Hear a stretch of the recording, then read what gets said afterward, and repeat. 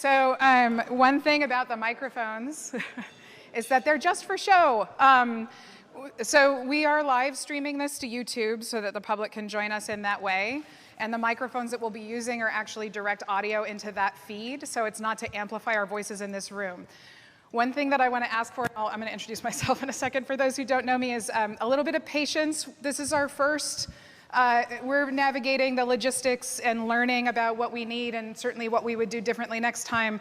And I'll make sure that folks have the contact information they need to give us all of that feedback so that we can continue to adapt. A couple other announcements. We know that the COVID and mask requirements and recommendations have changed just since yesterday.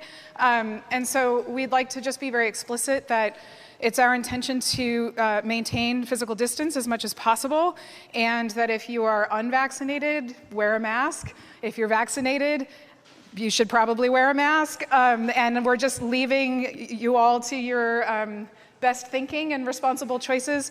And I have my mask in case there's a reason for us to get closer together. You may see me put it on a couple of times, but in my role tonight, I'll be leaving it off for most of the evening. So my name is Kate Trompeter. I am the facilitator, one of the facilitators for the Forward Together initiative. I'm going to say a little bit more about myself in just a little while. This is Mr. Michael Baldwin, who's my co-facilitator for the Forward Together initiative. You'll also hear a little more about him in a little bit. I want to just give you a sense of where we're headed tonight, and then I'm going to let our mayor and interim chief share a few words about why we're here. I also want to say, I know the screen is small, so the feedback has been taken on that. We have copies of the PowerPoint that is up here that are available to folks if you want to see it, and that is another adjustment we'll try to make. Proud to announce the launch of Forward Together, a community engagement process to solicit feedback on police-community relations. The City Council began this process with the May 22nd listening session as the first of many, many opportunities that the public will have to share their thoughts and help shape the future of policing in Modesto. It's hard to understate the importance of trust as the core principle of our community's sense of safety. Positive relationships between the Modesto Police Department and our residents are essential to build a city where everyone can feel safe and respected.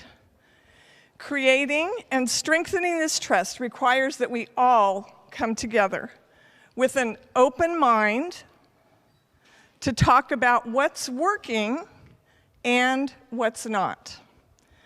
Division does nothing to further our city's interest. This important work must be done together. We know that creating positive community police relations requires ongoing work, and tonight the Forward Together work group, that's all of you, formally launches.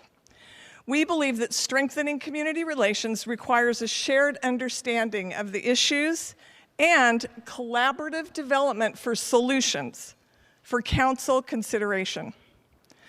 Forward Together, those two words are more than a name. It is a collective path forward. It is how we progress as a community. By bringing together all Modesto voices, we can address real issues and define the path for our future. On behalf of the entire council, I want to sincerely thank you for agreeing to serve. And for those of you who applied for one of the 4 community at-large seats, your enthusiasm has been remarkable. With 36 members of the community raising their hands to be a part of Forward Together, it all speaks to our combined interest in Modesto's future. And with that, I will turn the time over to Interim Police Chief Brandon Gillespie. Thank you, Mayor, and thank you all for being part of this unprecedented event and committee. And thank you, Mayor, for your vision in creating this Forward Together initiative, because it is something that, as the interim police chief, I fully support and believe in. In my 20 years of being in law enforcement, if I've learned anything, one of the things I learned is it's about trust, and it's about relationships, and it's about moving forward together as a community. And that's what I believe this is intended to do, is policing in any community is a heavy responsibility and an honor that takes public trust and takes public confidence. And so I see this as a huge opportunity for our community to come together and look at policing and look at what, as a community as a whole, what we want our police department in this city to be like and operate. And so I thank you guys for all being willing to be part of this committee. I fully support the endeavor and the tasks set ahead of you, and truly believe that communities should be policed the way that the communities want to be policed. And so excited for this opportunity and this undertaking. We're, like I said, in unprecedented times in our nation, and having creative ideas and initiatives like this come forward, I think, is extremely positive and is only going to make us better as a community. So I thank you for being here, and appreciate the time and effort that you guys have volunteered to be part of this. So thank you. And with that, I will turn it over to Kate. Thank you. Thank you. So in just a minute, we're going to go to public comment, but Michael and I would like to take a chance to introduce ourselves to you a little more thoroughly and talk a bit about some of our values and the way that we work. So you know a little bit about what to expect, not just you all, but the public as well. So I'm Kate. I was born and raised in Modesto. I come from a family of public servants. I have 3 kids, 2 adult sons, and an 8-year-old little girl who more of you probably know her than know me. I want to name that part of who I bring into the room is a family with a long history of being engaged with law enforcement. My dad's a police and forensic psychologist, worked for many years with departments across the county and the state. And I also bring a long history of working in community. I spent 15 years working at a local nonprofit. I'm a community organizer. I am very active in the arts and culture community. Several years ago, I went out on my own as an independent consultant. I consider myself a leadership coach. When I talk about leadership, I believe very strongly that that's the capacity of anyone, that it's not really about our positional authority. And really, it's more about how we show up and how we decide to work with one another and alongside one another. So my life has really been dedicated to what it means and what it looks like to bring people together, and more specifically across differences. And despite any of my own personal feelings, I believe that the foundation to any really meaningful work is our ability to listen and be curious, and to create the next thing that we do together, the next solution, the next vision alongside one another and not separate. So every time that you're in a room with me, I will be encouraging us in this group and our public guests and others to be moving closer together and not further apart. That is going to be our work. I also think that it's critical for us to do our learning together and in the context of the community that we're trying to change. So while we will be listening to the research on best practices and what we're learning across the country, there is no other Stanislaus County, there is no other City of Modesto, there is no other Modesto City Schools or Downtown Modesto Partnership or the Interfaith Council. This is about us. So we come to this with no conclusions in mind. Michael and I have the distinct honor and responsibility of bringing as many voices into this room as possible so that we can make as educated a decision as we can about the recommendations this group might want to put forth to the Modesto City Council. That won't be the last time you hear me talk about the values that matter to me, but I consider myself a weaver, and that's my role here, is to help us all sort of be woven together and to make sense of things together so that we can move forward together. I did not plan on saying that. That actually came out really nice. So, and I just have to say, Michael has come into my life, I think, at exactly the right time, and I'm delighted to be sharing any role with him. So I want to give him a chance to talk about himself just a little bit. Thank you, Kate. Well, my name is Michael Baldwin, and I'm just grateful to have an opportunity to be here with you, and that my life and the lessons that I've learned are able to be used for the betterment of my community. I got here by way of Chicago, born and raised in the city of Chicago, and I moved to California at 20 years old, and I went to prison at 20 years old. By 21, I turned 21 in the 5th tier of San Quentin with a double life sentence. And I did 26 years, 7 months, and 17 days incarcerated. In that time, I learned so much about myself, so much about my journey, so much about education, so much about police, so much about, bringing people together. I was instrumental at being a mediator in prison, bringing Norteño and Sureño into conversation, Bloods and Crips into conversations, blacks and whites into conversations that were really difficult and challenging. By the grace of God, I was able to be paroled in 2018. What I bring into the room with me today is I own 2 companies today. I own MBSC Consulting, which is a consulting firm that provides professional development for our educators, for our law enforcement, for other professionals who provide services to the community. I also am the founder of Legacy Alliance Outreach, which is a program that's designed to provide services for those who are in need of services. Formerly incarcerated, those who are unhoused community members, as well as those who are still incarcerated, domestic violence victims. We try to serve everyone that's in the community that we can find a way to reach our hands to. I'm a father and a grandfather, and I have a voice for those who are voiceless. I bring into this room a heart of empathy, and I desire to learn and to make sure that every voice is heard. I love when I get an opportunity to stand next to someone who may have an opposing viewpoint of mine. I'm a firm believer that in order for you to walk a mile in someone else's shoes, you first have to take yours off. And so my hope is that we can all be mature and really understand who we represent when we come into the room, and that in order for us to truly move forward, we really have to be willing to be courageous to hear each other's voice. And I thank you for allowing me, with my background, to come into the room with you and not experience your bias, which can happen to any of us. It's human nature. Today, we want you to bring whatever your biases are and bring them to the table, right? We want to hear them. We want to hear your viewpoints. We're not intimidated by those. And we want you not to be intimidated by the biases that you might share with each other. All right? Looking forward to this.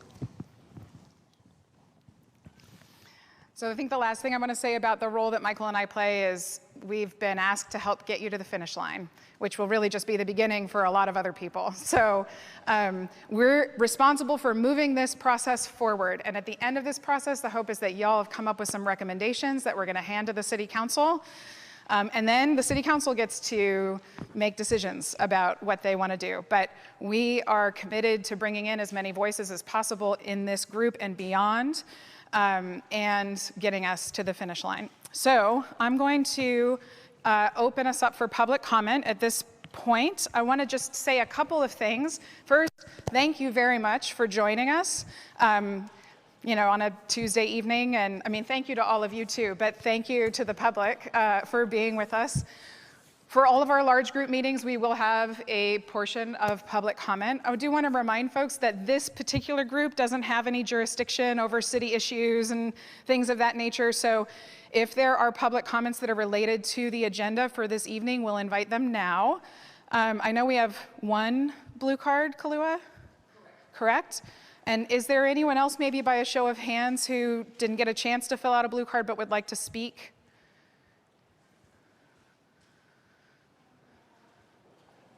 Okay, I will ask again before our time is through. And so with that in mind, we'll go with a standard 3 minutes for John Mataka to join us. And John, just there's a microphone here for your use. And what I'm going to do, John, is I'm just going to give you my hand at about 30 seconds. Sounds good. Okay, thanks. Okay, my name is John X. Mataka, and I'm the president of the Grayson Neighborhood Council. I have a comment, and then I have a couple of observations. First, I'm very disappointed that the Sheriff's Department and Sheriff Dirksey is not here participating in it. Oh, there he is. There you are, Jeff. Well, let me take that back. Allahu Akbar. That's good. Okay. Well, I'm glad because I live in an unincorporated area.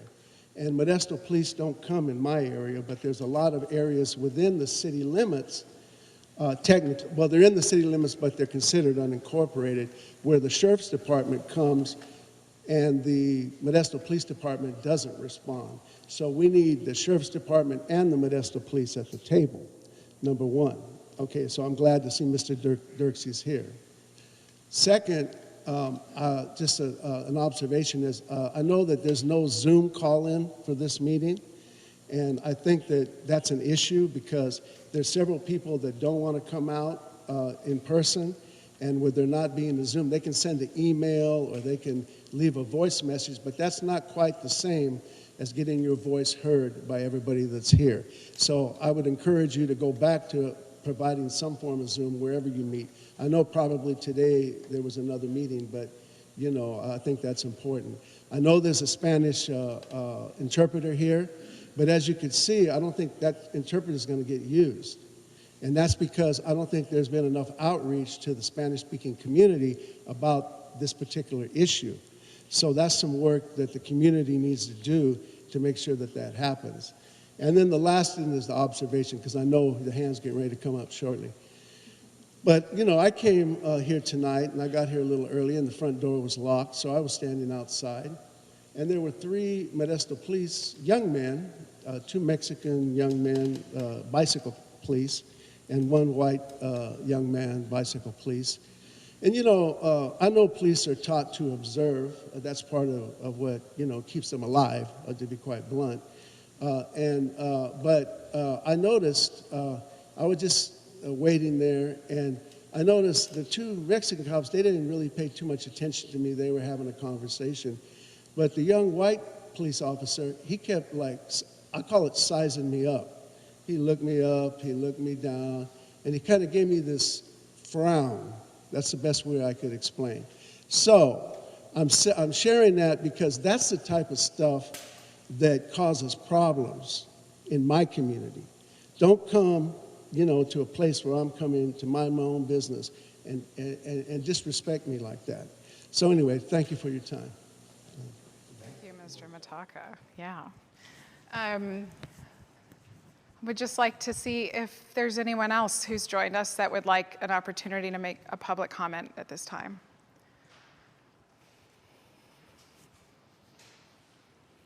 Okay, as we've said, and we'll say more about the calendar of events moving forward, but in these large group meetings, there will always be an opportunity for public comment. And also, Mr. Mataka pointed out, although it may be incomplete, there is a website, an email address, and voicemail box folks can use to offer some additional feedback or reactions, thoughts, questions as we move this process forward. I'm also going to talk about a couple of other engagement strategies we hope to deploy over the next 10 months or so before the end of the meeting. So I'm going to turn it over to Michael.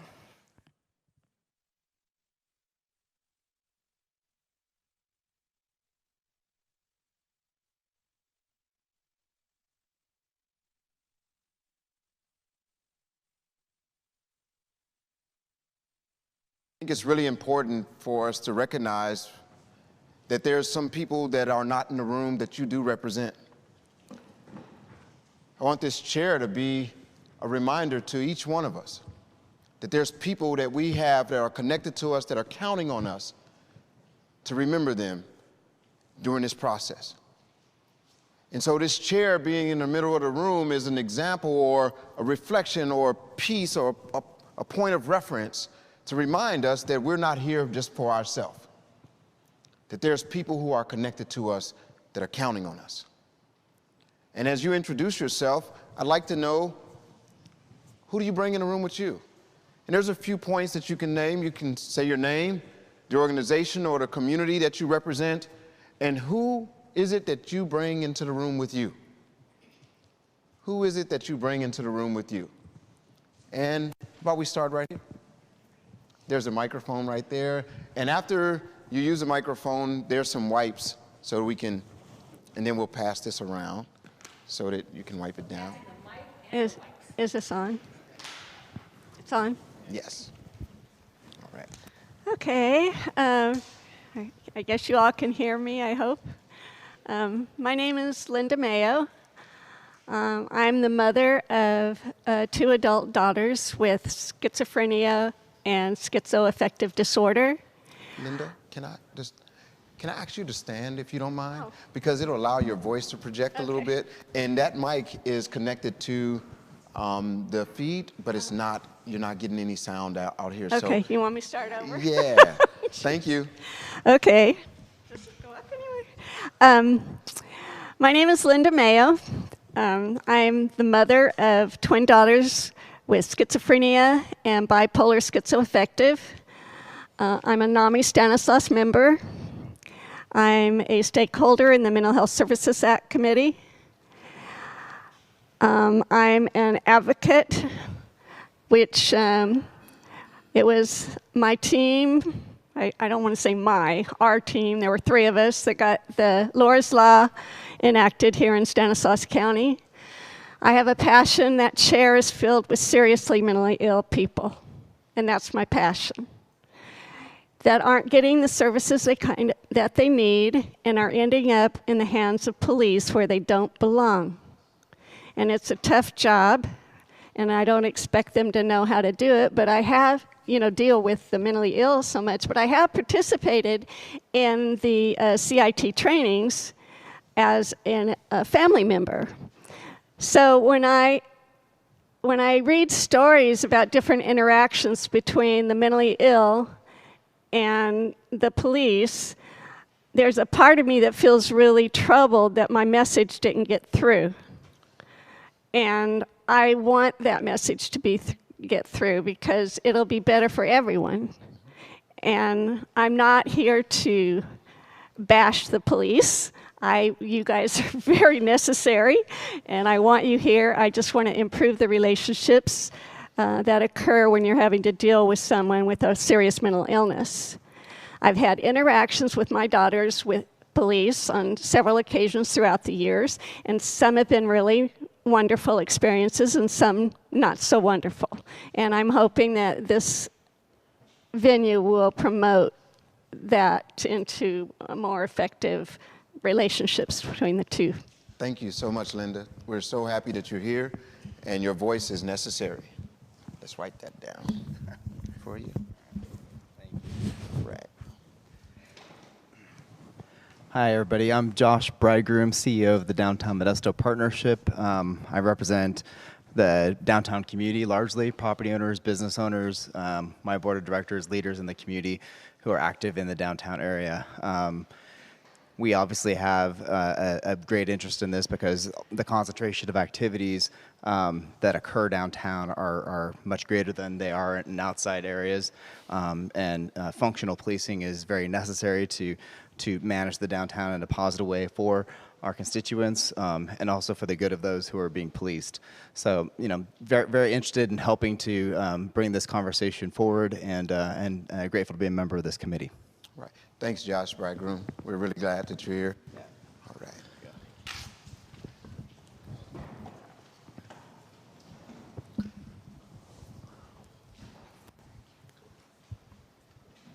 Good evening. My name is Tim Zerly. I'm an associate superintendent with Modesto City Schools, and I bring into the room approximately 5,000 employees with Modesto City Schools and about 30,000 TK through 12th grade students in our organization. We believe also in building relationships, and it starts at a young age with our students and positive reinforcement with law enforcement, and we look forward to bringing the voice of our organization to this committee. Thank you, Tim. We're really glad that you're here, and your voice is really important for us.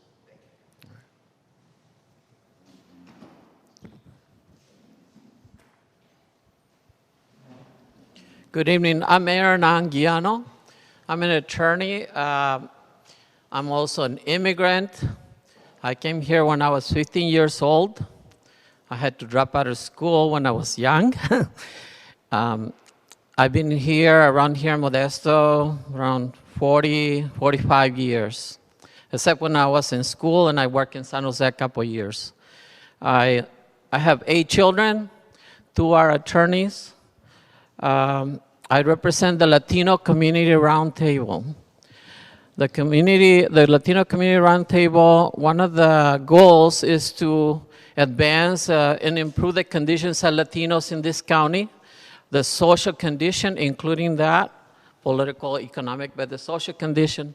I'm interested in this committee because sometimes, like one of the speakers said, we had interactions with the police. Sometimes they're good, but most of the time are bad. I really heard a situation where we're stopped by the police, give me your license and registration. No. Like, and he said, Mr. Anguiano, do you know why I stopped you? Can we just teach the police those words? I mean, that can make a difference, believe me. Instead of you wondering, am I going to be shot by this guy? Why does he have his hand on his gun? Okay, that's why I'm here.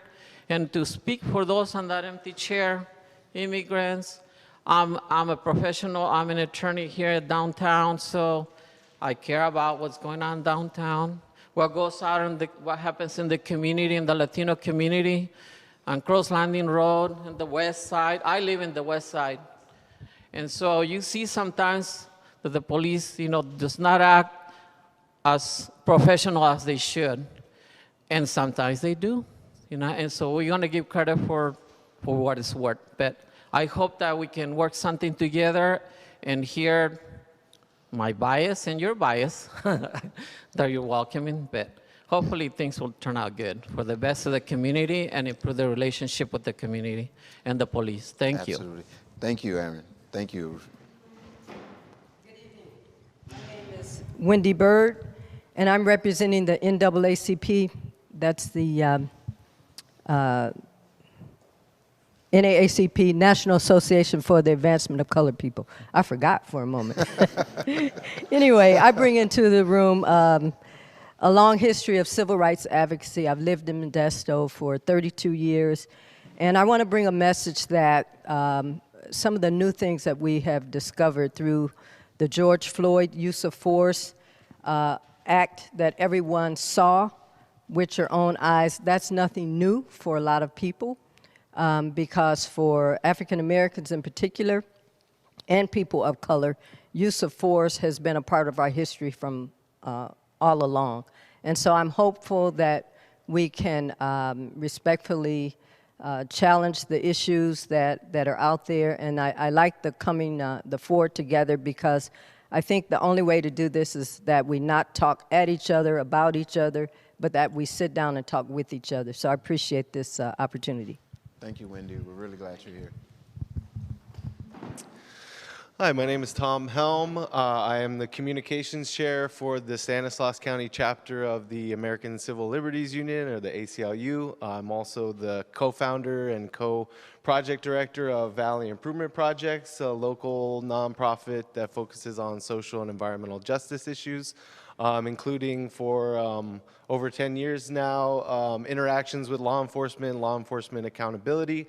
I feel like I'm, with me, who I bring to the room is friends, family members, cousins that I've grown up with. I was born Memorial Hospital in Modesto. I was raised around the county in Oakdale and in Hickman.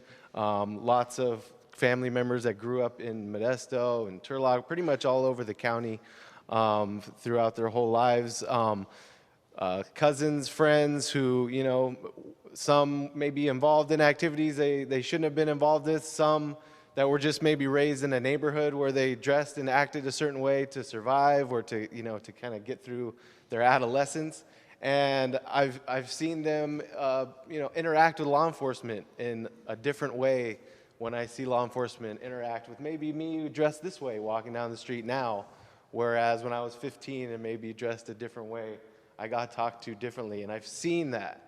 And to try to keep it short, because I have lots of stories about the work I've done over the years, especially with young men of color. But, back when I graduated college and I moved back to Stanislaus County on purpose because I wanted to do the work here where I grew up. And just talking to friends and friends of friends about, what should I do to get involved in the community? And we heard from a group of young men, mostly men of color, do something about the police in downtown Modesto when we're hanging out at clubs and bars. Because when we stand on the sidewalk and talk about, oh, you know, where are we going to go next? Or, you know, what do you want to do?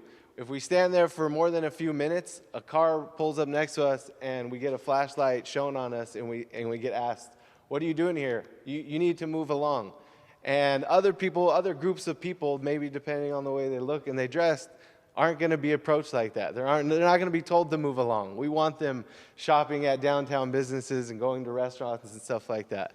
One of the first nights we went out to observe law enforcement interacting with young people, especially young people of color, I myself got approached and asked for my ID.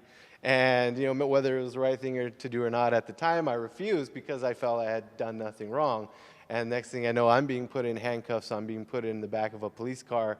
I'm told that I'm under arrest. I asked why, and I was literally told by an officer, I'll tell you later, which I knew that when you're under arrest, you're supposed to be told what crime you've committed. I was later released on given a ticket for obstructing a sidewalk and loitering, which was all dropped in court.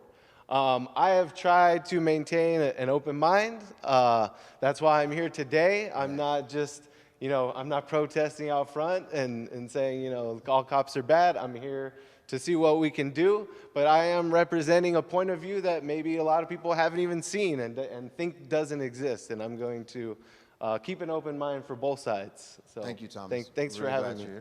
All right. And please know, this is just the beginning of our conversations together, right? So you're going to have lots of opportunities to share your experience, your truth, your journey, your ideas as we continue to go on. You're going to hear this a lot. And throughout this journey, we're going to be planting seeds and watering seeds. We're not going to grow the whole tree today, all right? We're going to plant a seed or we're going to water a seed together. Will? Thank you. I'll be brief. My name is Will Kelly. I'm an organizer with the North Valley Labor Federation, and I'm here on behalf of the Stanislaus Tuolumne Central Labor Council. Who I bring into the room, thank you for that question. In this room and every room come into is our members, who are working people in Modesto and beyond in every sector you can think of, healthcare, education, construction, public safety, you name it. And particularly our members who are most concerned and most impacted by the issues we're here to talk about are members who are people of color, particularly Black and Indigenous folks, working poor and folks who may be unhoused, members who are concerned about interactions with law enforcement because of their immigration status or because of physical or mental disabilities. And so just very grateful to have a seat at the table and look forward to working together. Thank you, Will. Really glad you're here.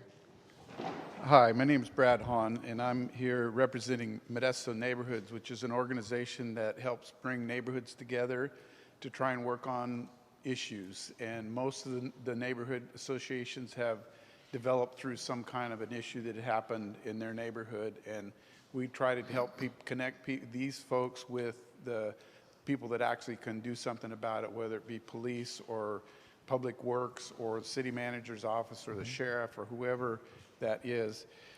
But to back up a little bit, I ran for mayor a long time ago, and I lost, and I woke up the next day and said, you know, what am I going to do with the rest of my life? I have all these passions for my community because I was born here. I have 3 adult kids, and they all live in Modesto, and I want them to be able to stay, my grandkids to stay here if they want to, you know, and I saw that there's a lot of things that we need to do. So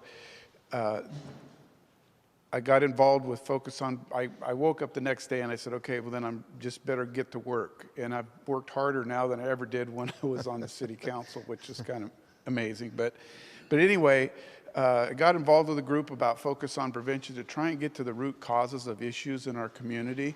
And the first one that came about was homelessness. And that happened to be something that I had no idea was my passion. So fast forward 4 or 5 years, I'm now involved with the Stanislaus Homeless Alliance. So I bring, in a way, the homeless community to the table that interacts with police all the time. And how do we do that in a respectful way?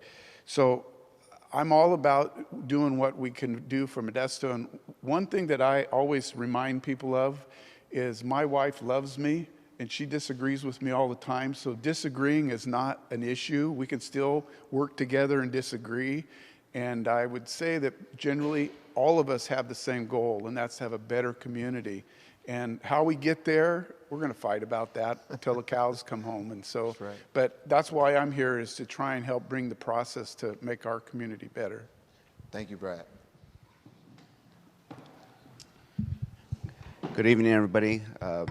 First of all, thank you for having me here and be part of this. I'm humbled and honored to be part of such a great group of our county members and as the public too.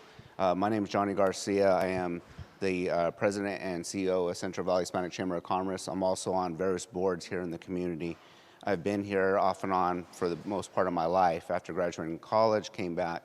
I actually have two children, a 16-year-old and a son that just graduated high school and getting ready to go off to the Navy. So I've been here for a while, really involved in the community, and I'm looking forward to basically being a voice for those that are, maybe don't know that they have a voice, or the ones that are too scared to speak up sometimes. So I'm looking forward to being able to bring to the table certain things. I represent a lot of different types of business owners and different various communities, or community leaders and members of our community. So thank you. Thank you, Johnny. I'm president and CEO of the Modesto Chamber of Commerce, and sitting beside my friend Johnny here was by design. We're always unified to stand here and support our community and business together. I bring into the room not only the businesses that we represent, our community partners, law enforcement, public servants. We care about the employers and the employees, and so by extension, their families, their children. So I really look at community and the chamber, business in general, as supporting community across all those sectors and all those groups of people. So in addition to bringing those into the room with me, I bring in my family and those I love that we came here to this community. Married 5 weeks when we got here. We've raised our family. We have 3 adult children, and we really have watched a huge transition in this community in our time, over 30 years, and really enjoy where it's at today and know the potential it has going forward is limitless. So I look forward to this process and having us here. Thank you. Thank you, Trish. Hello, my name is Ruben Imperial, and I'm, stand up. Thank you, Ruben. Hello, my name is Ruben Imperial, and I'm with Behavioral Health, Stanislaus County Behavioral Health and Recovery Services. We are the county's mental health and substance use disorder treatment provider. I'm the director of the organization, and I bring in to the room today our county staff and our contracted mental health provider staff that provide those treatment services for our community. And I also bring the clients that we serve, which are adults and children with severe mental illness, or with children, severe emotional disturbances, and individuals with substance use disorders as well. Thank you. Thank you, Ruben. Really glad to see you. Good evening, everyone. My name is Perfecto Munoz, and I'm the executive director of the West Modesto Community Collaborative. I came in 2017. I've been there since. One of the important things that brings me to a group like this as an agency has been the way my parents raised me. My parents were very social, committed in the community of Stockton, California, where I grew up. And I think that embedded into me to never forget anyone. My dad always said, never leave anyone behind. And that has been what I bring to not only myself and my children, but this community, is to find out how we can all come together to cross that river that needs to be crossed in order to improve all our lives, not just a few lives, but all our lives. Because we're here in this community for one purpose, is to make life better for our children and their children's future. So with that, I would like to just say that as an individual, I hope to bring that to the group and share what my experience as an individual. And I want to, again, thank you for the opportunity to speak to you as a group. Thank you, Perfecto. Good evening, everyone. I'm Birgit Flatiger, and I have been a prosecutor for about 35 years now, 4 years in the U.S. Navy, go Navy. And in the last 25 or 31 years here. I have the great honor of serving as the district attorney for the last 11 years, so I'm very honored to have that position. So in that role, I represent really 1/3 of the criminal justice system.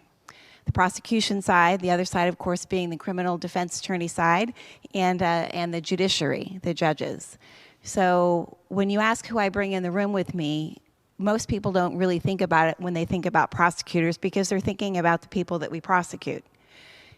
Who I bring in the room with me truly are the victims of crime, who are often not thought about, forgotten, overlooked.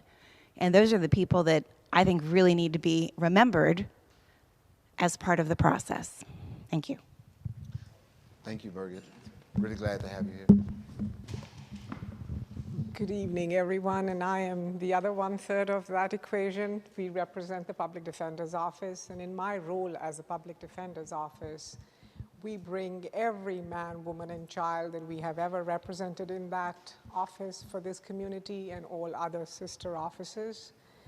It is a place of extreme humility. It humbles you when you do it for a while and you see what goes on in our societies. And we bring the dignity of that office to this place, and we hope we can carry this conversation forward for the betterment of everyone.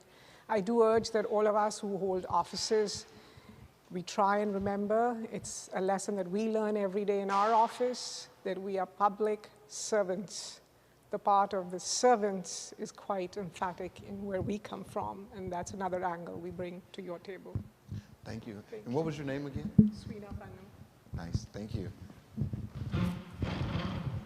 Veronica Ambrose, she, her, hers. I'm here with Mo Pride, and as an organization, we serve the LGBTQ+ community in Modesto and the Central Valley. We have a center in downtown that provides lots of services, including support groups and homeless services such as free clothing, hygiene kits, menstrual kits, things like that. So we're really an open door for anyone who needs services, even outside the LGBTQ community.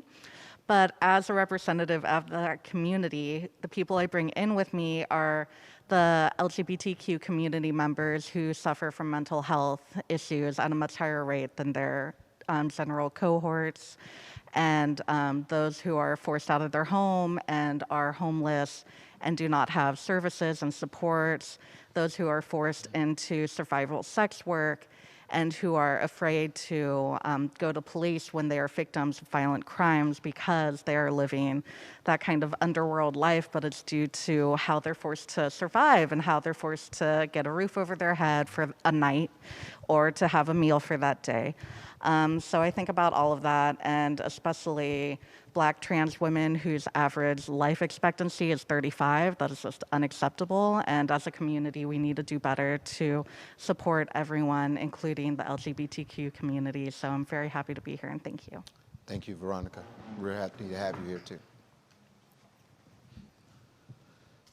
Hello, my name is Matthew Mason. I am a representative of the Stanislaus County Interfaith Council, and the people we bring to this chair are religious communities that are not necessarily represented or centered in conversations like this, such as the Sikh community, the Islam community, the Hindu community, and various other traditions that are outside of the normal mainstream Christian belief. So that is where I am coming from. I also come from, personally, a place of education in public health and socioeconomic conditions, and that is a viewpoint of evidence-based practice that I would really like to center in our proceedings. Thank you, Matthew. Really glad to have you. First of all, I will stick to the guidelines given by my good brother Michael Baldwin regarding this microphone. I would like to say I am Darius Crosby, Senior Pastor, Greater Glory Community Church in Modesto. I'm also Chief Correspondent for the Modesto Police Clergy Council, entering our 8th year in August. There are 4 groups that I bring to this discussion today, this meeting. One is the Clergy Council. The other is the Greater Modesto Ministerial Alliance, which we will be meeting on tomorrow, and I'll give a brief debriefing regarding the atmosphere of this meeting.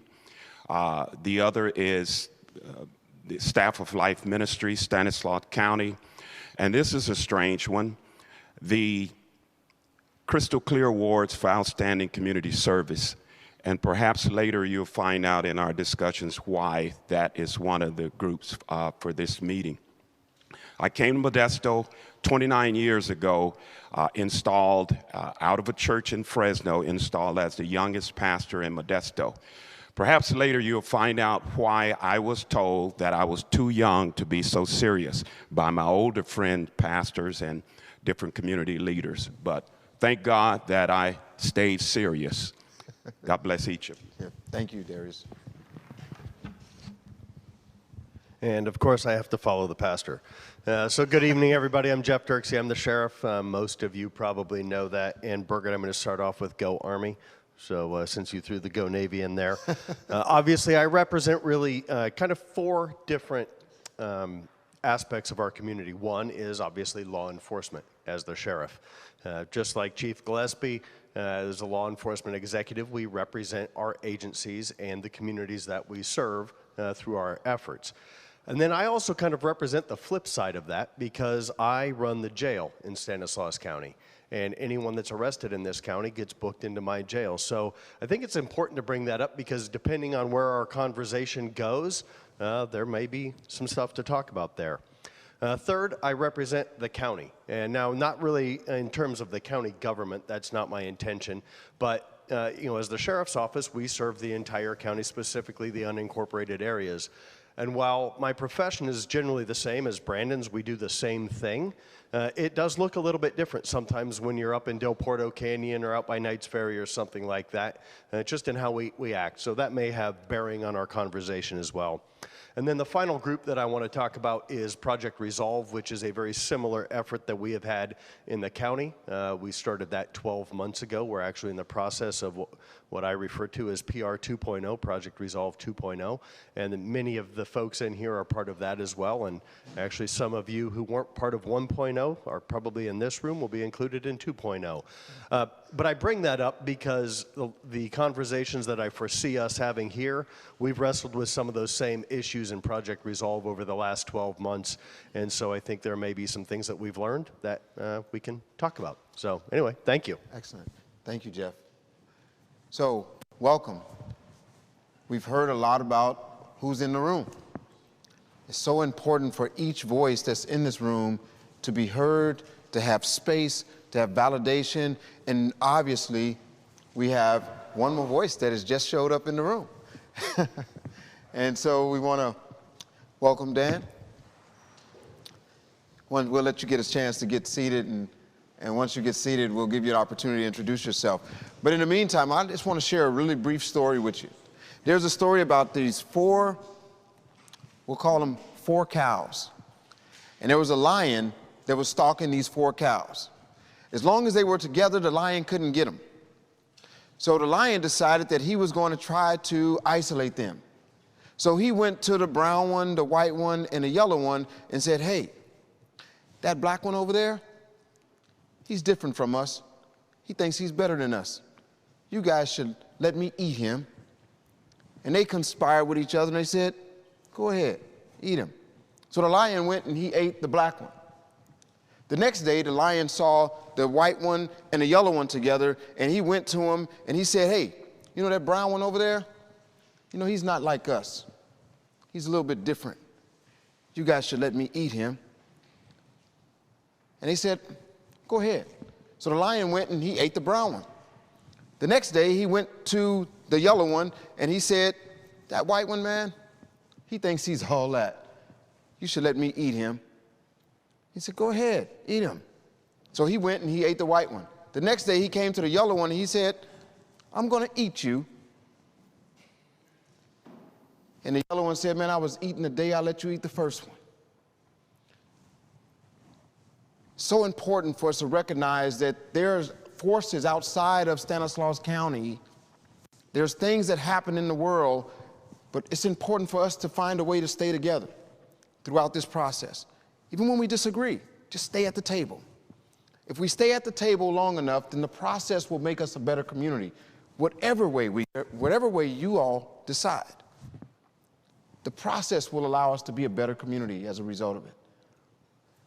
So everyone got a chance to introduce themselves, Dan. You didn't get a chance to hear everybody. So they started off, no. They actually started off with, they had to stand up and they did this little dance first. And then, oh, the backflip. They did a backflip, and then in the middle of the backflip, they had to introduce themselves. Okay, right. So start with the dance? Yeah. All right, so just your name, what organization you represent, and who is it that you bring with you in the room. We have this chair in the room to give us a visual representation of those that we represent that are not sitting here, but to remind you of that you bring them with you. So who is it that you bring into the room with you? Well, hello. For those of you who don't know me, my name's Daniel Starr. I work for the Modesto Police Department, but I am seated here because I'm the president of the Modesto Police Officers Association. So one of my jobs is to represent every Modesto police officer, Modesto police detective, Modesto police sergeant, and Modesto police lieutenant. So first and foremost, that's who I bring to represent. But I also look at it from a broader perspective. I'm also a member of this community, and so I also represent the community. I want a community that feels safe, that has a positive relationship with those who are sworn to protect them, and I want a police department that understands that they're backed by their community and their community is going to support them. So for me, I have Modesto police officers and community members sitting in that chair. Yeah, thanks, Dan. Really glad to have you here. Okay, thank you for that. And as Michael said, there'll be lots of opportunities for us to continue to get to know one another. We're very flexible facilitators, so we're going to make a real small shift because we're running just a little bit ahead of schedule. So I'm going to invite Alex from the City of Modesto to give you what I've promised to be the most exciting part of your evening, a presentation on the Brown Act. And after that, we will take a stretch break before we continue with the second half of our meeting. We'll make this quick, I promise.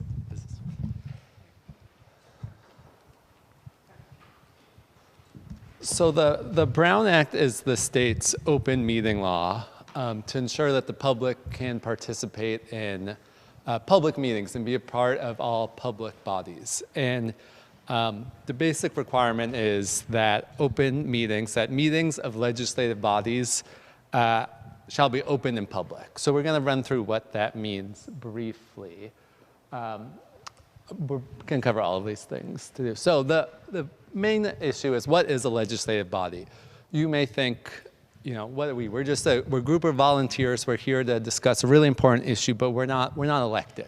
So a legislative body, includes elected bodies, the Board of Supervisors, the City Council, but it also includes anybody that is appointed by one of those bodies. So the Planning Commission, if you're familiar with the Planning Commission, that's something that is a legislative body. And you all who have been appointed by the City Council to serve on this working group are a legislative body as well. So you are subject to the Brown Act and its requirements. One thing that is not a legislative body that's going to be important for your work is an ad hoc committee that is comprised of less than a quorum of a legislative body. So what does that mean? An ad hoc committee is a committee that's formed, for a temporary purpose, and that is less than a quorum, means less than a majority of the legislative body. So if the working group decides to split off into individual groups to deal with individual issues, as long as those groups are less than a majority of the members of the working group, you're not considered a legislative body and you are not subject to the Brown Act. But when all of you get together, or when the majority of you get together, then you are considered a legislative body and you're subject to the Brown Act. And one of the reasons that's important is that meetings of legislative bodies are required to be open and public, and notice to the community so the community can come and participate like they are doing tonight. So a meeting is something, of course, like this, that is public and open, and there was an agenda posted, and everyone is invited to participate. But a meeting is actually just a congregation of a majority of the members at the same time in the same place to hear, discuss, or deliberate on an item or business within the agency's subject matter jurisdiction. So if a majority of you got together, you know, at a baseball game, a community baseball game, just to hang out, that's fine. That's not you're not discussing something within your jurisdiction. If a majority of you got together on the weekend, came together, and decided we want to talk about, you know, changes to the police and how police work in the city of Modesto, that's within the subject matter jurisdiction of this body, and so that would qualify as a Brown Act meeting, as a meeting that's required to be open and public for the community. So a couple of things to think about is, you know, I mentioned obviously this is a meeting, it's subject to the Brown Act, it's been noticed, the public is here, but there are a lot of ways to accidentally have a meeting that I just want to bring to your attention so none of you accidentally, you know, violate the Brown Act in this way unintentionally. So a serial meeting is a meeting where a majority communicate with each other indirectly. So for example, we're talking about two quick ways, a hub and a spoke. If one of you talks to, you know, let's say Linda talks to Josh, and Josh then talks to, I can't see everyone's names, they're too small, but another member. And then he talks to another member. And before you know it, Josh has talked to each one of you, or a majority of you, each as sort of Josh is the hub, and they're all the spokes around. That would be considered a meeting, because Josh now has talked to a majority of you. Through Josh, the board, the working group has met and, you know, discussed an item. Similarly, a daisy chain would be a situation where one of you talks to the other, and then, you know, let's say Linda talks to Josh, and then Josh talks to, again, I can't see that far, but the next member and says, this is what Linda told you, sort of as a game of telephone going around until a majority of you have communicated and the majority of you know what Linda thinks about something. That's considered a meeting as well, because you've discussed or something, you know, over the telephone, in person, without the public being invited to attend. Email is a really great example. Email counts as discussing something. So, you know, if someone who's not on this, let's say a staff member from the City of Modesto sends everyone an email, that's fine. That's not a Brown Act violation. But if you, as a member, send everyone a email, that counts as a discussion. That counts as a meeting, because you are communicating with everyone about a topic. So that's why you'll see when a staff member from Modesto emails you, often they'll say, you know, don't reply all to this email, or maybe you might be BCC'd on the email, so you can't reply all. That's to avoid you accidentally replying all and creating a meeting. Because, you know, good intentions, you want to discuss something, perhaps you want to do some legwork for the next meeting and discuss issues with each other. You don't want to unintentionally make a decision or discuss an item outside of the presence of the community, outside of a public meeting where the public can participate. One thing to mention about all of these three types of, you know, accidental meetings is it has to involve a majority of the working group. So, you know, you're free to email someone individually, have a one-on-one contact with someone, as long as you don't have enough of those one-on-one contacts so that you've talked to a majority of the board. So nothing is, to use, you know, my favorite two people as an example again, nothing prevents Linda and Josh from discussing it. Something, they just can't have a series of those one-on-one conversations such that either one of them has talked to the full board.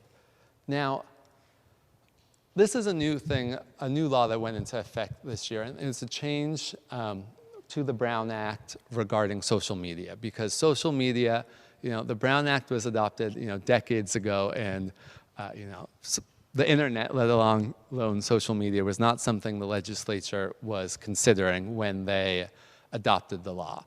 So over the years, the legislature has made some tweaks to the law. In this last year, they put in some specific requirements about the use of social media platforms. So that would include Twitter or Facebook or any of those types of social media platforms. And members of a legislative body, what the law says is members of a legislative body cannot directly respond to any communication posted on the internet by other members of the same legislative body regarding a matter within the jurisdiction of the body. So as I previously said, if you're talking in person, one-on-one contacts, that's fine when you are in person or over the phone or over email. You need a majority to be a meeting. But for social media, there is a much, much stricter rule that says you cannot communicate about, comment on anyone's post or anything like that who serves on this body with you. If the post is about a matter within this body's subject matter jurisdiction. So if it's Josh's birthday and he says, today's my 20th birthday, Linda can say, happy birthday, congratulations. That's fine. That's not something within the subject matter jurisdiction of this body. But if, there is a matter that someone's posting about on Twitter or on Facebook that has to do with what this working group is set out to discuss and deliberate and make recommendations on, you shouldn't make any comments on that individual's post. You can make comments on posts and social media activity by people who aren't on this group with you. So if another member of the community makes a comment, you're free to comment on that. But people who serve on this committee with you, you should refrain from interacting with their social media posts on the internet. So closed session, you may have heard or you may have seen if you watch board of supervisors meetings or city council meetings that there's something called closed session, and that's when the city council or the board of supervisors, they meet behind closed doors. And the reason I bring this up is you're only allowed to meet behind closed doors for very specific reasons, and the law sets them forward. Labor negotiations or real estate negotiations, things where privacy or is really necessary. Unfortunately, or fortunately, or either way you look at it, none of those are going to apply really to this group, and so. This was just, you may wonder why can the city council, why can the board of supervisors sometime meet behind closed session and we can't? It's because the Brown Act says in order to meet behind closed session, there needs to be one of these very specific reasons for doing so. So when there's a Brown Act meeting, when there's a meeting of legislative body, there's required to be an agenda. And that is so the public knows what's going to be discussed. If the agenda says you're going to discuss item A and the public only cares about item B, they might decide they don't need to attend that meeting. So if you end up discussing item B, that's unfair to the public. They don't know that that was something you all as a group were going to consider. And so agendas for meetings are required to be posted. The city posted this agenda like it would post the agenda for any city council meeting or planning commission meeting or anything like that. And none of you need to worry about posting the agendas. That's not something you're going to have to do with, but it's just so you're aware that there may be times where someone wants to talk about something that's not on the agenda, and you might get a polite reminder from the facilitators, from staff, that that's not something we can discuss tonight. We'll add that to a future agenda. We can discuss that later, but that's not something we can discuss tonight.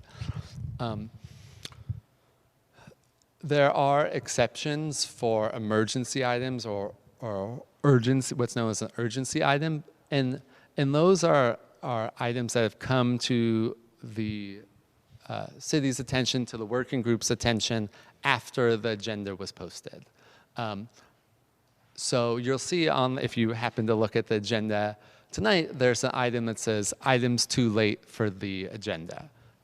That is so anyone who thinks there's an urgency item can bring that up for consideration. But in order to, not quite there yet, in order to bring something up that's an urgency item, it needs to be something that truly was not known to the city, known to this group ahead of time. If it's something we forgot about, if it's a deadline that, oh, shoot, we learned about this grant opportunity 3 weeks ago, but we forgot to put it on the agenda until now, and the deadline's tomorrow, that unfortunately isn't a good enough reason, because it was something the city knew about far in advance. So all public meetings, all meetings that are subject to the Brown Act, are required to have public comments. They're required to have public comments so that the public can participate in the meeting. Not only can they come and view the meeting, but they can participate in the meeting as well by letting the legislative body, letting all of you know what their thoughts are on an issue. Public comment, and so we saw we had that earlier tonight, and that's something that will happen at every meeting. Public comment can be limited in time. Tonight we said there were 3 minutes a speaker. It can be limited in total duration. So, tonight there was only one speaker, but if 500 showed up, all 500 can't get 3 minutes, so we might have only given them 1 minute each. And even then, 500 people each can't get a minute each, or we'd be here for days. So the legislative body can also set a total time limit of 30 minutes was what was planned for tonight.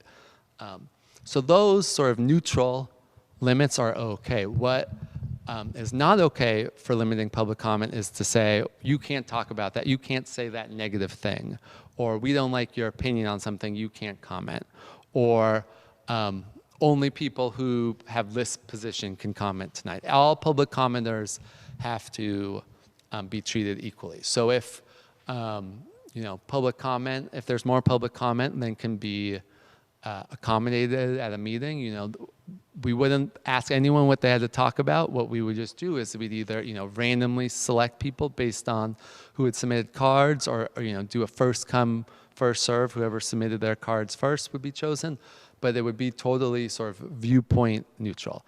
And that's important because we want to give all members of the community equal opportunity to participate. And the last thing to mention is, the public has the right to participate, by making public comment, but they also have the right to take pictures, to film this meeting, as long as they're doing it in a non-disruptive way. This is on YouTube tonight, but I know, sometimes if it's your first time on a legislative body, to see someone in the audience out there who has their cell phone camera filming, might be a little startling or unusual, but that's someone's right to do in order to document a public meeting. So I just wanted everyone to be aware of that. And the reason we're even having this presentation is that the Brown Act is the state's open meeting law to make sure that the public can participate in public meetings, in meetings that are meant to include the public. And there can be violation, if you violate the Brown Act, there can be consequences, If you intentionally did it, theoretically you could be criminally prosecuted. I don't think that would ever happen. That's very, very rare. There could be an invalidation of an action. If you vote on something and you did it in violation of the Brown Act, that action might be invalidated. But the main consequence from violating the Brown Act is really a lack of public trust. You start to lose public trust. This is supposed to be a public process, you know, a way for the community to come together and discuss these issues. And if there are accusations that the working group is not, you know, following the Brown Act, that you start to lose that public trust that you're, you know, operating for the benefit of the public, and, you know, in a public way. So I sped through that so we can get to our break. But if anyone has any questions, I'm happy to take them now, or, you know, you can come up afterwards and talk with me one-on-one.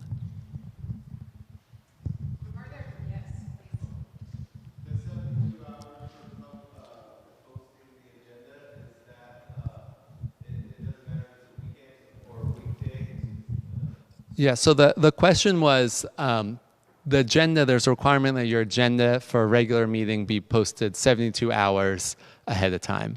And the question was that, you know, does that count weekends? And it does. So if a meeting is on a Monday morning, for example, posting it on Friday would be far enough ahead, because Friday to Monday is 72 hours, even though you have those weekend days in between. But again, that's not something, you know, none of you are going to have to post the agenda or put together the agenda, but just so you understand sort of the larger concept of how the Brown Act works and why it's important, so that the public, you know, if we had posted this agenda 15 minutes before the meeting started, no one would know it exists. No one would be able to make arrangements to come here and to participate. And so that's why we give that 72-hour notice, so that people know where to, you know, when to come, where to show up. The agendas are posted outside City Hall, outside 1010 10th Street. They're posted on the city's website, so you can see, you know, whether the meetings this week, what's going to be discussed.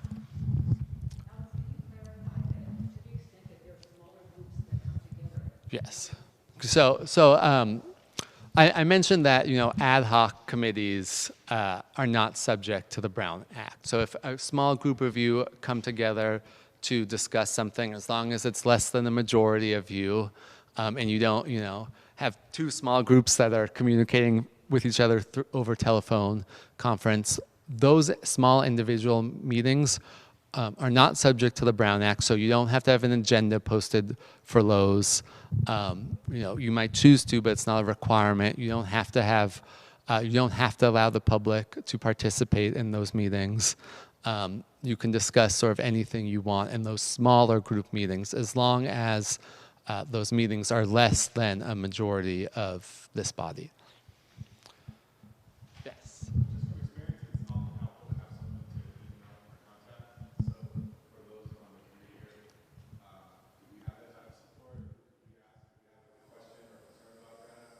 Yeah, if there, I would say, Kalua, are you the point of contact? Yeah, so Kalua is the point of contact. So if you have questions about, you know, is this okay? When's the next meeting going to be scheduled? You know, we had this document shown to us last time. Can I get a copy of that? Kalua is the person to reach out to.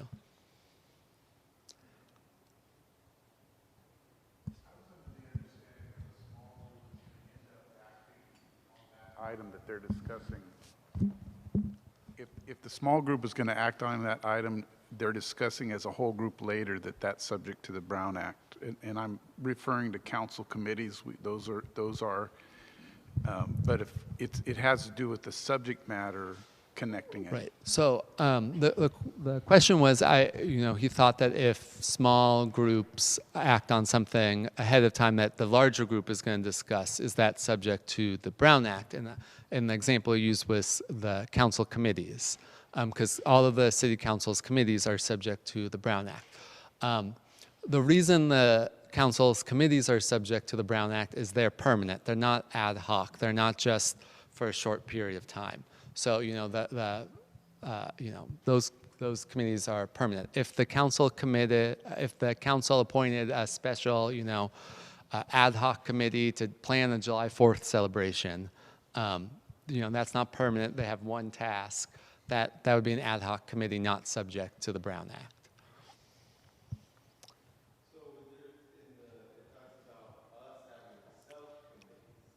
Right. That's less than a majority. Are those meetings not? Those are not subject to the Brown Act because they're ad hoc. And I think I maybe didn't say this earlier, but an ad hoc committee is sort of temporary in nature. And since this whole group is, temporary in nature, its goal is to meet, and come up with recommendations to the city council. And once it makes those recommendations, sort of its purpose is over. And so it's not a permanent committee. Whereas so none of its subcommittees are permanent, they're ad hoc. And so while the Brown Act applies to this larger group, because you were all appointed directly by the city council, when you divide yourself up into smaller groups, those to discuss individual specific items, those smaller groups aren't subject to the Brown Act. Choose to make those open meetings and public meetings. You certainly could. Yeah, there's.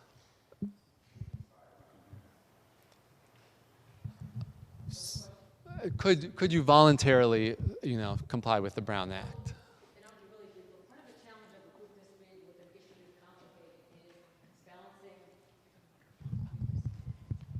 The challenge really is balancing time for you guys to do the work and the time for there to be public comments. And so we're going to try to build in some pure listening sessions, kind of like we did on the 22nd.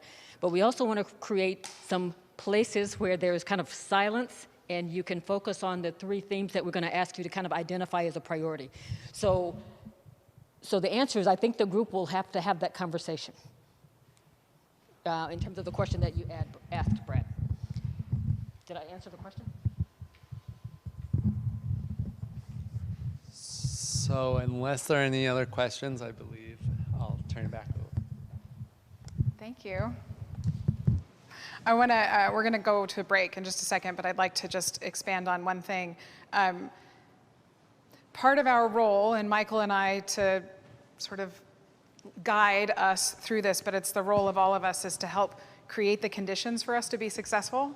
So that's both about our relationships with each other and with the public. It's about doing what we're supposed to do by law and procedure and policy to maintain public trust, and that we create these feedback loops that, like, if we're going to move into some other structure and the people that you represent in your community are going to be challenged by that or upset by that, like, we want to be able to continue to adapt and adjust. And also, to Kalua's point, which I'll talk about a little bit more after the break, we're going to try to create different kinds of experiences so that we can both engage in a really authentic, effective community engagement process and allow you to do what the council's asked you to do, which is to come up with the recommendations and to do the learning and the work of arriving in the spring at something that we can hand over that we feel really good. And what you'll hear us say continually is that we want you to develop recommendations that you can stand behind. That everybody feels like we can stand behind these recommendations, and that means that you can stand behind the process that we use to get there too. So there's going to be some learning, there's some you can do this and you can't do that, and lots of opportunities for us to dance with it as well. What I'd like to do is actually invite you all to take a break until 7. We are running ahead of schedule, if anyone is curious about that. So take a break until 7, stretch, introduce yourselves. Please just keep in mind people's comfort level and need for safety and space with COVID and masks, and just test the waters with folks as you go in to shake hands and hug, and all, like Josh and Linda are best friends now. So, okay, 7 o'clock we'll start again. Thank you.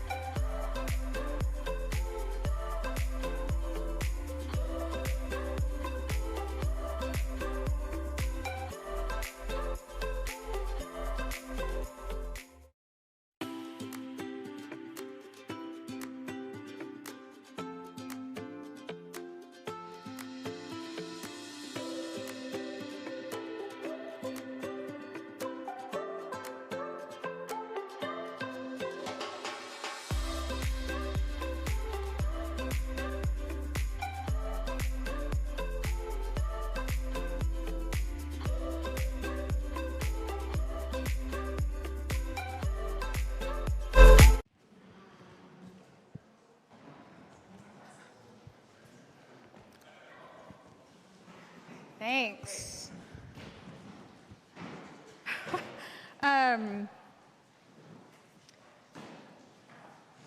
Excellent. So we have a little bit of business to continue to take care of. I'm going to invite Kalua up to share a couple more do's and don'ts, and then we'll get to some other things.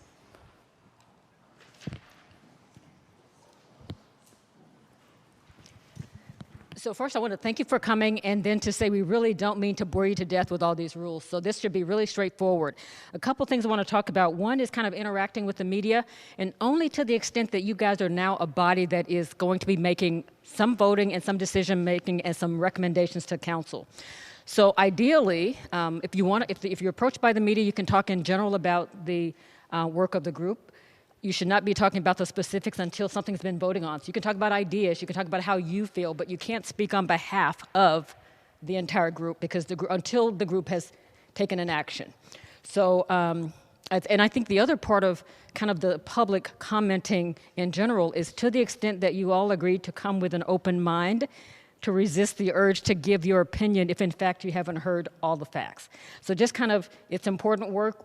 If you get reached out to by the media, feel free to respond. You could just refer them to me, but if you take the opportunity to speak for yourself and not on anything that hasn't been considered and decided by the group.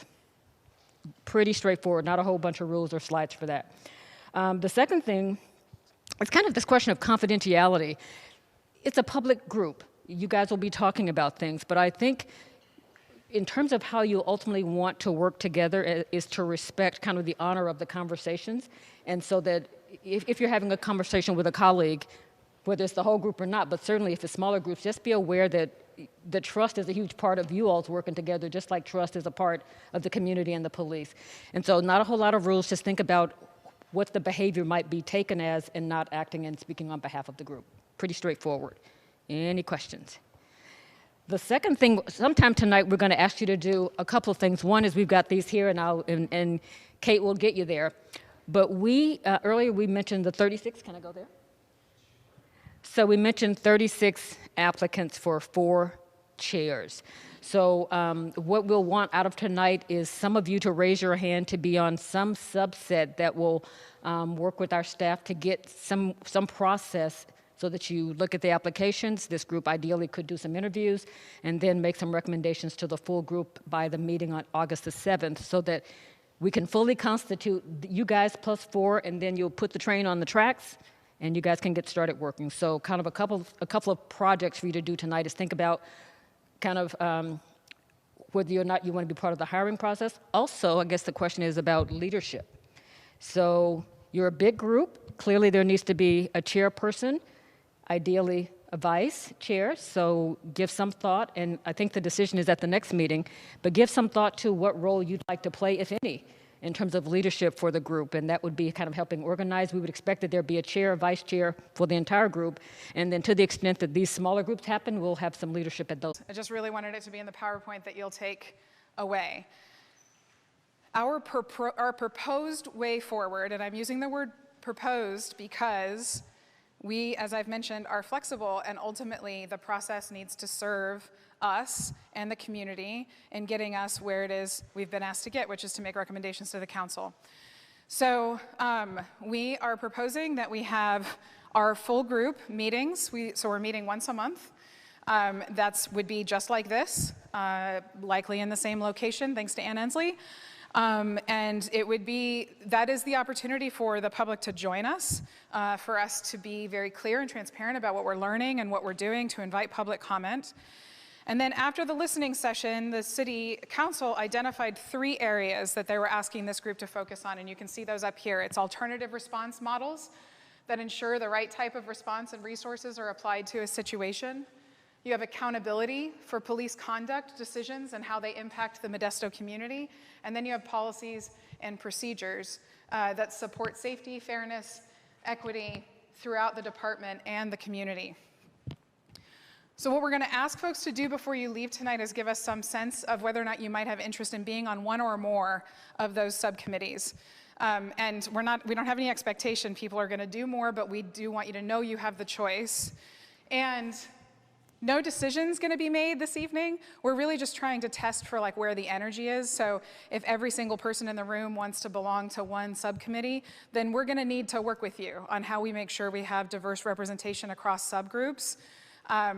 But in those spaces, after our next month in August, where we again have a full public meeting, we would have subcommittee meetings. In those meetings is where you all get to do your learning and sort of sense-making together. So before we have 2 months of subcommittee meetings, and let's say you're in the alternative response models subgroup, we will have asked you, what data do you want to see? What information do you want to have shared? What experts do you want to hear from? What folks with lived experience do you want to hear from? I mean, it's really endless. And we're going to create spaces for you to get as much information as possible, and not just receive information, but try to make sense of it together. After 2 months of being able to get the information, ask the questions, and do that together, we would come back to a full group session where each subcommittee would share what they were learning, what surprised them, some of their early thinking with the group and the public. And there would be an opportunity for feedback sort of based on where we are in the process at that time. Also in that meeting, there'd be an opportunity for this committee to ask their own clarifying questions. And it may mean that we need to go back for more information. But that was our intention there, was that at that moment we could sort of bring everybody else in to the work that we've been doing. I'm not going to go through every month, but that's the rhythm, that we would, after August, go into subcommittees, we'd come back to the full group, invite the public in again, and of course, I'm going to talk a minute about some other ways we're going to make sure we're engaging the public too. But that every couple months or so, we would have a big open public meeting, and in the months in between, the subgroups would be doing their work to come up with their recommendations. That ultimately they would bring back to this group on more than one occasion and get endorsement. So no subcommittees making any decisions. They're just making sense of the information that they're gathering and bringing it back to this group, and in this room, we will officially endorse a list of recommendations that people feel like they can stand behind. So I want to let folks sit with that, and of course, if there's feedback, we invite you to give it to us. We do know the value of having big open public meetings. We want the public and those of you in this room to trust us and to trust this process. And if we're working against that in ways, then we want to hear about it. And as I said earlier, it's to Michael and I to make sure that we get where we said we were going to get at the end of this process. And we believe really strongly that giving us the opportunity to do some sense making with each other in these subgroups is going to be something that really helps for us to move that along. One other thing I'll mention is that, as was mentioned at the beginning, we did a listening session with the City Council back in May 22nd. Thank you, Kalua. And we are proposing that this group also host a listening session at some point. So we would invite the public in an open meeting to come and also offer their perspectives. And we're suggesting we do that in the middle of the process after we've sort of brought them into what we're starting to think about. They'll have things to really respond to. So there will be more details to come on that. Okay, did I forget anything? Okay. A quick note about our next session. So we're coming together, Kalua, I think accidentally said August 7th. It's August 17th. And so it's also a Tuesday at the same time. And I want to just give you a sense of what we intend to do. We'll be welcoming in our 4 new members, so that will be a priority for us. I want us to develop some group agreements. So how is it that we're going to work with each other outside of the Brown Act? But like, how are we going to treat each other? What are we going to do when disagreements emerge, when we feel stuck? Or, you know, I think that it's important for us to get really aligned on what we can expect of one another. Michael and I want to also understand what you all want to learn more about. So as we think about these 3 subcommittee areas, we know there's data that we want to bring to you, we meaning Michael and I, or the City of Modesto, or Modesto Police Department, and so on. But I also want to know that if like Trish is on the policies and procedures side and she wants access to X, Y, and Z, in our next meeting there'll be an opportunity for you to say, this is the information that I need in order to make a decision or a recommendation that I feel like I can stand behind. So that will happen in our next session as well. So consider this like an orientation where we just dumped a bunch of information at you. Next month should be far more interactive. Okay, before you go on, so on your table you have Post-its and you have pencils. I'm going to ask you to put your name on that eventually, and those Post-its are going to be put on boards. So that's how you're going to communicate to us what your interest is. Thanks, Kalua. So, yeah, so here's where we are. Before you leave, we're going to ask you to take your Post-it notes, write your name, and put it on one or more of these boards. Again, you're not deciding forever that this is where you're going to be. We just need to get a sense of where this all falls out so we can make sure that it's... So if as we said earlier, and Michael and I have discussed this, if all of you end up on one piece of paper, we may invite you to be flexible and maybe go somewhere else. But I want to guarantee everyone, including the public, that there will be opportunities for you to weigh in each of these areas along the way. Absolutely, and one of the things we really want to remind the public about is that there's a lot of different avenues in order for you to communicate and share your feedback and share your ideas and your thoughts. And so even if you're not able to make a comment in here today or even over the YouTube, there's other avenues because your voice is important and we want you to exercise the power that your voice has by sharing your comment. Yeah. So we want to open it up for questions at this time for clarification, and then that's basically what we have for you tonight, other than making sure you indicate where you think you have some energy before you leave. Kalua. We want folks to communicate if they're interested in the interview process for the They are going to be getting will all be getting an email from someone at the City of Modesto that invites you to declare whether you have interest in the interview panel, and you will not reply all. It's a Brown Act, a joke. No? Okay. Yes, Trish.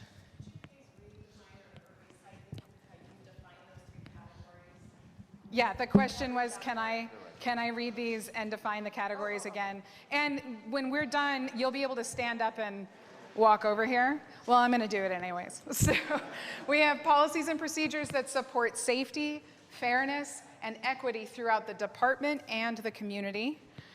We have accountability for police conduct, decisions, and how they impact the Modesto community. And we have alternative response models that ensure the right type of response and resources are applied to the situation. And I can't say enough that the way that this has been designed is that when we read those, there, as Brad, I think, illustrated, many, many different ways that we can arrive at those outcomes, right? And that's going to be our work, is to discover, to learn, and to create something we can all stand behind.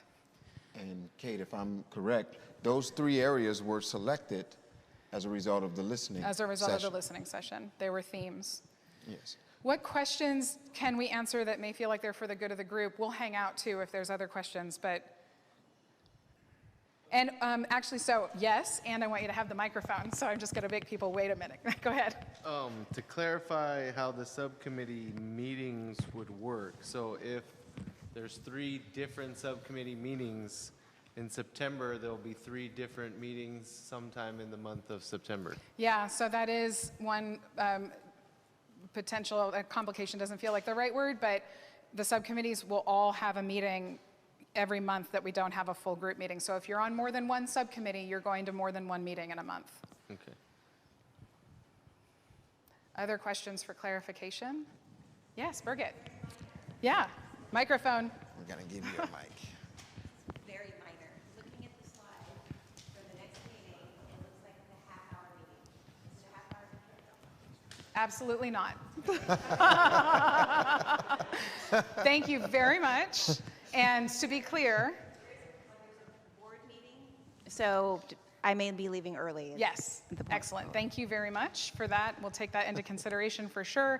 And to be very clear, the time will be the same as this evening. We will allow for a 5:30 to 8 o'clock. Yes. Wendy. Given that it's summer and many of us will be taking vacations and may not be able to make a meeting, what will we do? So given that it's the summer and sometimes you might not be able to make a meeting, I think there's a little bit of flexibility there, but Kate, what do you think? Yeah, I think that we need to be open to that, and perhaps Kahlua, we can chat about getting that calendar invitation out sooner than later so we can have a sense of who we might be missing if that is a challenge for people. Brad. Oh, wait, microphone. Thank you. Is it possible to set up a remote Zoom for the members? So we can certainly look at how technology could support us in that. Could help, you know. Right. Yep.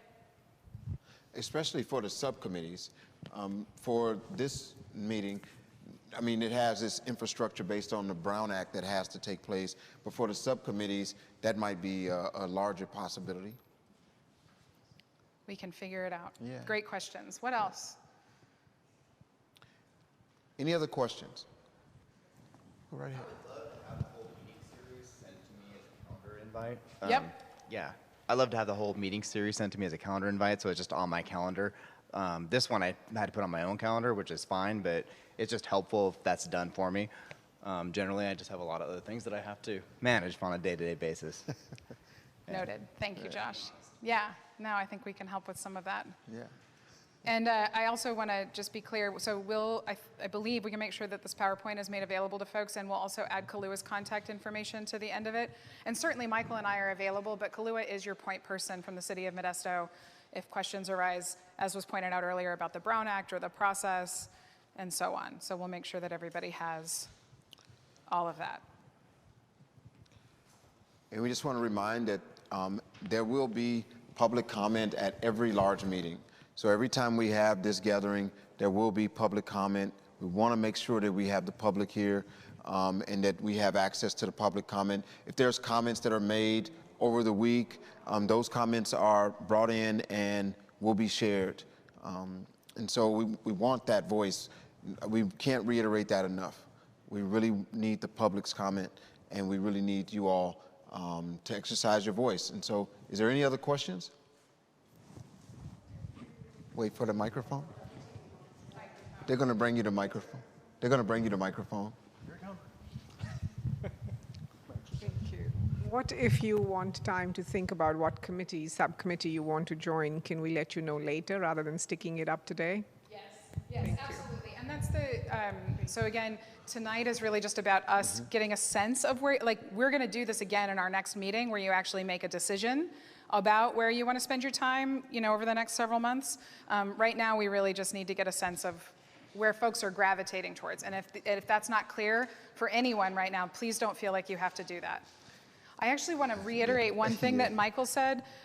So all the ways we've been talking about people being able to give feedback, email, voicemails, all those emails that come in, and I'm saying this to the public, but also as a heads up for all of you, we're going to make sure you all have that feedback. So those will be either digitized or printed out in some way and made available to this committee. So that feedback, I just want folks to know, is going to get where it needs to go. Right. And to your point, even when you sign up for one of these subcommittees, we really want to encourage you to be flexible, because if everyone puts all of them on accountability or on alternative responses, then we're going to have to kind of move you to something you might not have signed up for the sake of the work, the bigger picture. So even when you put your name up there, be flexible. We really want to encourage that. So just in case you have to be adjusted over to another section. Linda. Sure. Your put question, number one. Yeah, and your question was if you put more than one, can you express your preference? Absolutely. Number one, and then Linda, number two. Yeah. Absolutely. Great question. I know, but Thomas, yes, wait for a oops, can we have another? Hold on, let's do the microphone. Questions, kind of observations, concerns, comments just from myself. We talked about possibly seeing if we can have Zoom for the public to participate. I think that's even more important since we're here and not in the government building or where the city council meets, where people are kind of more used to going. this is, personally, this is my first time being in here. So, also having Zoom for us if we can't make a meeting, that was there possibly other languages too. That was just kind of general comments that I had. Tom, I appreciate that. I know we both do. Yeah, and I've written it all down, so thank you. Yep. And also just like encouraging everyone to offer feedback and reflections either to Michael and I in this group or to Kalua so that we can continue to adapt as we need to. Mm-hmm. So, Close any it other out. questions or comments, or feedback? Go ahead, Mr. Crow.